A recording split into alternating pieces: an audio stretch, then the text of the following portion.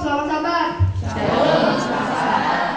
Terima kasih untuk waktu yang diberikan kepada kami Departemen Sekolah Sabat Anak-anak untuk melayani pada sabat ini dalam rangka World Day of Prayer for Children dengan tema Yesus berikan kami perlindungan, masa depan, dan harapan.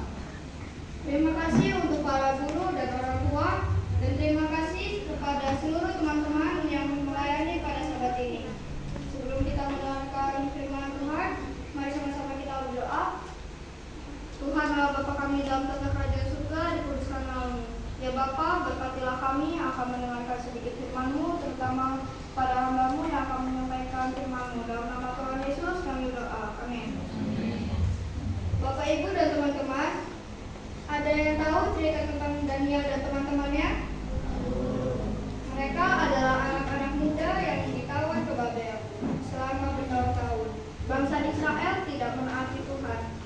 Akhirnya Tuhan mengizinkan Raja Nebukadnezar dari Babel untuk menaklukkan Israel. Ribuan orang dibawa sebagai budak dan kehilangan kebebasan mereka. Babel adalah kota yang besar, tetapi budayanya yang menjabat dewa-dewa lain dan tidak cocok untuk mereka mengasihi Tuhan. Meskipun di tengah-tengah penderitaan, namun Tuhan tidak meninggalkan anaknya, seperti yang tertulis di dalam Yeremia 29 ayat 11. Dan hari ini kita akan belajar apa artinya janji ini untuk anak-anak zaman sekarang, karena ada anak yang beresiko hari ini. Banyak anak-anak hidup jauh dari rumah, atau kita sering bilang merantau.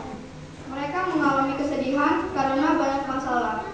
Pindah ke tempat yang baru mungkin tampak seru, tetapi bagi kebanyakan anak ini penuh kesedihan karena mereka akan menghadapi kemiskinan, perpisahan dari orang tua, kelaparan, tanpa pelayanan kesehatan, dan lain masih banyak lagi.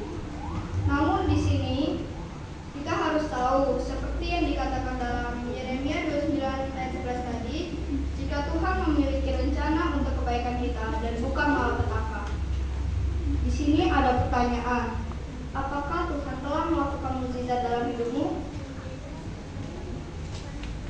Jawaban salah satunya adalah dengan adanya kita di gereja pada sabat ini, itu sudah merupakan mukjizat yang Tuhan buat untuk kita. Teman-teman, sudahkah kalian tahu ingin menjadi apa kalau besar nanti? Teman-teman, Tuhan memanggil kita semua untuk menjadi orang baik, dan kita perlu belajar dan bekerja keras supaya kita bisa menjadi berkat untuk semua. Ingat Daniel, meskipun hidup sebagai tawanan, ia tetap setia dan akhirnya ia menjadi raja. Teman-teman, jika kita setia, Tuhan akan memberikan masa depan yang baik seperti janjinya. Siapa yang di sini ingin masuk surga boleh angkat tangan. Terima kasih. Kita tentunya ingin masuk surga. Gereja kita percaya akan kedatangan Yesus yang kedua kali. Kedatangan Yesus adalah pengharapan yang diberkati. Bapak, Ibu, dan teman-teman, betapa indah janji Tuhan, bukan? Di surga nanti tidak akan ada lagi kematian, kesedihan, ataupun penderitaan.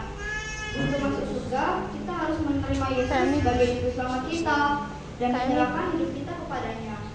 Jadi, jika kita ingin mendapatkan janji Tuhan, kita harus setia kepadanya, selalu turut jalan-jalannya, menjadi anak yang baik, agar kelak saat kedatangan Yesus yang kedua kali, kita semua mendapatkan janji yang telah Tuhan sediakan. Sampai di sini khotbah singkat saya. Dalam nama Tuhan Yesus, amin. Amin.